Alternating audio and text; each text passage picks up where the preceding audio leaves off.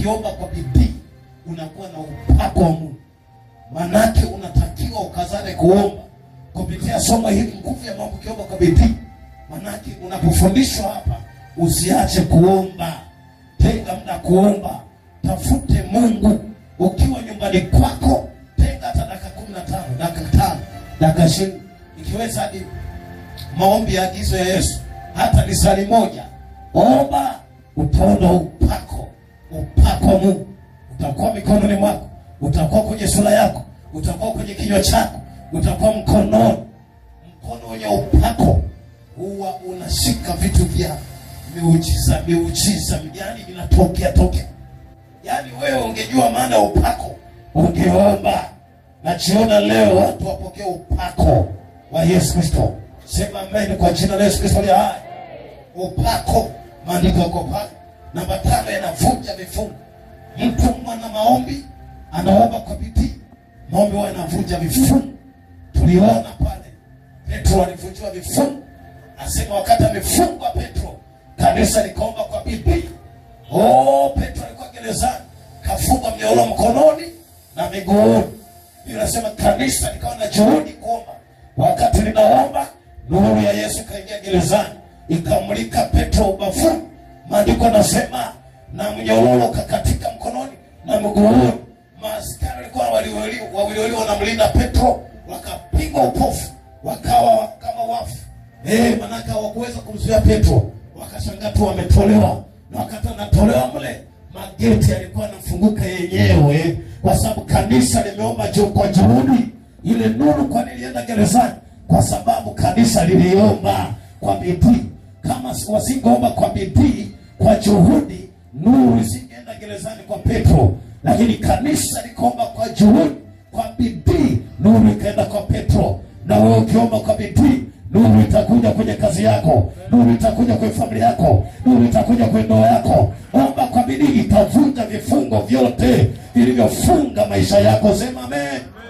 Maana maombi akae na kifungo. Namba 5, anavunja nini? Vifungo. Lakini namba 6, yanatupa ushindi katika vita yoyote. Yaani ukiwa muombaji, hakuna vita itakayoinuka juu yako itapambana wewe halafu ikakushinda. Muombaji huwa hashindwi. Muombaji anashinda. Muombaji ana moto, muombaji ana mishale, muombaji ana mikuki, muombaji ana maladi, muombaji anazungukwa na malaika wa Bwana, muombaji ana utisho wa kimungu juu yake. Kwa hiyo kila vita inainuka kinyume na yeye kazi yake ni kushinda. Mungu amekuumbia kushinda, sio kushindwa. Omba kwa bidii uwe mshindi katika vita yoyote unayopitia. Sema amen. Andiko liko pale, lakini anatupa nguvu. Maombi anatupa nguvu. Namba 7, sio? Yanatupa nini? Nguvu ya kuwezekana yote. Kama kuna mtu anasema yalishindikana, wewe ukiomba kwa bidii, yote yatawezekana. Hata walishinda wengine, lakini mwana maombi anayeomba kwa bidii hajawahi kushindwa. Soma Biblia tangu mwanzo mpaka Ufunuo, utaona waombaji ndio walioweza mambo makubwa, walifanya mambo makubwa. Wengine walishindwa, lakini muombaji aliweza. Hakuna linaloshindikana kwa mtu muombaji. Ombeni watu wa Mungu, shetani asikuzuie wewe usiombe. Omba kwa jina la Yesu, tafute Mungu kwa jina la Yesu, omba. Nguvu ya maombi namba 8, yanafungua macho roho. Mara nyingi mwana maombi anayeomba anakuwa na macho roho. Mungu anampa macho roho. Mwana maombi sio kipofu. Hakuna mwana maombi yoyote ambaye huwa anaomba kwa Mungu awe kipofu, hayupo. Lakini wana maombi Mungu anawapa macho ya roho. Yaani una jicho la Roho Mtakatifu. Tukiacha ya kwako, kuna jicho la 3 la kiroho. Ukiomba unapokea, utakuwa unaona ulimwengu wa roho. Kabla vita ama kabla mtego hujanaswa, Mungu ameshakuonyesha. Kwa nini? Kwa sababu ni muombaji. Ombeni upate macho ya rohoni. Namba 9, unakuwa na nguvu ya kutawala anga lolote ama anga yoyote. Anga yoyote. Mitani kuna kuwa giza, kuna wakuu wa anga wanakaaga juu. Nguvu zao ni watu, lakini ndani yao wamejivika nguvu. anasema anga ni ya kwetu. Hakuna yoyote ambaye atatawala hapa. Tunafunga wateja wasiende kwenye kazi yake, kwenye biashara yake. Sisi ndio watawala. Lakini muombaji akiingia, akikutana aliyejimilikisha hivyo, anamwangusha chini, alafu anatawala kwa nguvu za Mungu kwenye ile anga. Kwani wasabu ni muombaji. Ombeni mpate nguvu ya Mungu ya kutawala anga la kitanzania, anga la kitaifa, anga la mataifa, anga la dunia nzima. Pokeeni kutawala nguvu ya Mungu juu yako. Sema amen kwa jina la Yesu Kristo. Tuliona pale maandiko yako pale. Sina muda kutafsiri zaidi. Kuna maana nataka niende. Namba 10. Unakuwa na uwepo wa Mungu. Nguvu ya Mungu unakuwa na nini? Na uwepo wa Mungu. Nilizungumza maana uwepo wa Mungu kinasababisha sisi kwenye ibada tupate raha.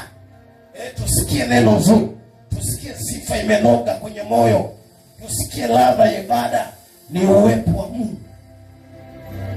Mwenye uwepo wa Mungu hata kama masaa yanaenda, lakini anaposikia neno la Bwana anasikia raha. Yaani uwepo wa Mungu ndio unatufanya tunapokaa kwenye ibada tusikie raha ya ibada. Uwepo wa Mungu. Ndio maana Daudi akasema, bila uwepo wako siwezi kufika, siwezi kwenda, nahitaji uwepo wako.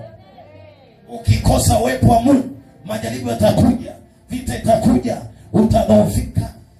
Lakini mwenye uwepo wa Mungu, hata kama vita itakuja, hata kama kuna namna yoyote inakuja juu yake, unashangaa naimba wimbo wa pambio, haangalii ukata tamaa. Tunasababisha nini? Ni uwepo wa Mungu ulio ndani yake. Pokeeni uwepo wa Mungu uwe juu ya maisha yako. Dalili ya kuonyesha una uwepo wa Mungu ni nyingi. Unaangalia saa ngapi sasa hivi? Anawaza maharage nyumbani, ile kitimoto utakuta panya kala, ama ile nyama ng'ombe na kuache pale, yule mtoto kwa maisha filiki kweli ile. Yaani ukiona unawaza hivyo katikati ibada, ni dalili mojawapo ya kuonyesha wewe ndani yako umepungukiwa na uwepo wa Mungu. Lakini mwenye uwepo wa Mungu, ufahamu wake, akili yake yote iko hapa, anasikia ladha ya ibada. Huyu ana uwepo wa Mungu. Ukikosa uwepo wa Mungu, ni nyepesi sana watu wa Mungu kukata tamaa kwa mapito, kwa majaribu yoyote. Lakini mwenye uwepo wa Mungu, yaje si mapito namna gani, yaje namna gani, lakini ndani yake kwa kuwa kuna uwepo wa Mungu, haangalii vitu vya kidunia, haangalii vitu vya ulimwengu huu. Kwa nini? Kwa sababu uwepo wa Mungu unatosha katika maisha yake. Uwepo wa Mungu unatosha katika maisha yake. Pokeeni uwepo wa Mungu uwe ndani yako. Nguvu ya maombi namba 11, yanazuia majaribu ya mashetani.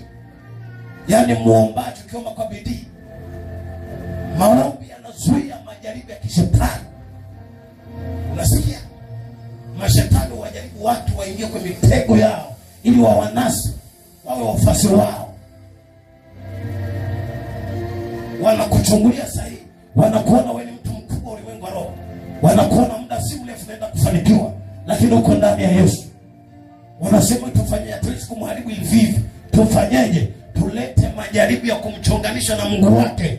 Ndipo wanakuja wanaweka jaribu. Hii ndio jaribu kukunasa wewe ili ukose kwenda kwenye kiwango cha kibali chako, cha ushindi wako, cha kazi yako, kibali cha ukubwa wako. Kwa hiyo wanaleta jaribu lile, na wewe kwa kuwa huna nguvu ya maombi, ukifuatisha lile jaribu aliyokuwekea, unanasa hapa. Ukinasa hapa, wamefuruga ukubwa wako. Hapa kunatakiwa uelekee. Si kama naongea na watu. Sema mimi kama kwa. Amen. Sema mimi kama kwa. Amen. Tuliona andiko hili ili nitakwambia kidogo. Anasema kwenye mstari wa Sulemani, lakini tulisoma tu Mathayo 26:41. Yesu akasema kesheni muombe, maana msije mkaingia wapi? Majaribuni. Unasikia? Kesheni muombe, maana msije mkaingia wapi? Majaribuni. Roho ilani, sio mwili dhaifu.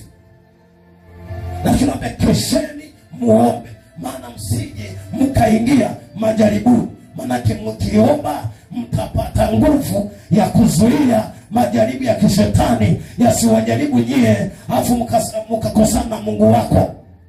Kwa maombi, ukiomba kwa bidii, unakuwa na nguvu za Mungu. majaribu ya mashetani una uwezo kushinda. Kwa nini? Kwa sababu ndani yako wewe ni muombaji kwa bidii. Yesu anawaambia wanafunzi wake, ombeni. Ukisoma utaona kwamba wanafunzi walikuwa wanalala kwa usingizi wa ajabu. Yaani anaenda anaomba, anarudi nakuta wamelala usingizi mzito. Anawaamsha, Petro, nashika ukesha hata mimi sali moja tu, ombeni msije mkaingia majaribuni. Anaenda anaomba tena, anarudi anakuta macho mazito. Petro, kesheni muombe msije mkaingia majaribuni. Roho ila mwili dhaifu. Maana mwili unataka kulala, roho inataka kuomba. Mwili huu usiufatishe. Ukisema lala usiku, wewe fatisha roho yako inavyotaka. Inataka kuomba, omba kwa bidii. Utakuwa na nguvu ya Mungu ndani yako, utashinda majaribu. Akarudi tena mara tatu akasema, sasa lakini wakizekesheni moyo msikaingia majaribuni. Haya basi, kwa kuwa mnasinzia mmechoka sana, laleni kidogo. Wakala hilo pepo la usingizi mpaka leo linasumbua watu. Nikwambia alianza leo, limeanza tangu enzi kina Petro. Kwa bustani Getsemani. Ukisinzia hapo jua pepo hilo wakumba kina Petro ndio lipo linakumba wewe mpaka leo. Yesu akasema, una raha gani?